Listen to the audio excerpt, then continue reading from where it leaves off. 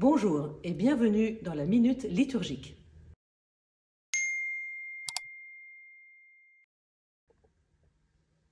Depuis quelques années, une nouvelle traduction du missel, plus proche du latin, a vu le jour. Et la prière sur les offrandes commence par une introduction un peu plus alambiquée que la précédente. Priez, frères et sœurs, que mon sacrifice, qui est aussi le vôtre, soit agréé par Dieu le Père Tout-Puissant.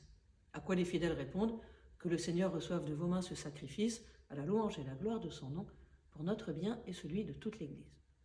Cette formulation a l'avantage de bien distinguer le sacerdoce ministériel du sacerdoce commun des fidèles. De quoi s'agit-il? Dans l'Antiquité, le prêtre, en latin sacerdos, était un personnage officiel chargé de tout ce qui concernait les dieux, un intermédiaire en quelque sorte. Pour les chrétiens, l'unique médiateur entre Dieu et les hommes, c'est le Christ. Comme celui qui reçoit le baptême devient ipso facto un autre Christ, il participe de ce sacerdoce du Christ. C'est ce qu'on appelle le sacerdoce commun des fidèles. Il s'exerce par la réception des sacrements, la prière, la mission, le témoignage d'une vie sainte, l'offrande eucharistique, etc. Mais pour former et conduire le peuple sacerdotal, le Christ a institué dans l'Église des ministères variés qui tendent au bien de tous.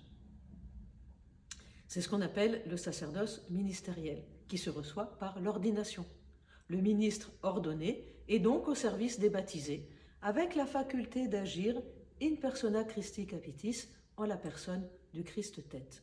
Ce qui signifie que son ministère n'est pas une délégation du peuple, mais que pour autant il n'est pas lui-même la tête. Bien sûr, ces deux types de sacerdoce ne s'opposent pas, mais s'ordonnent l'un à l'autre.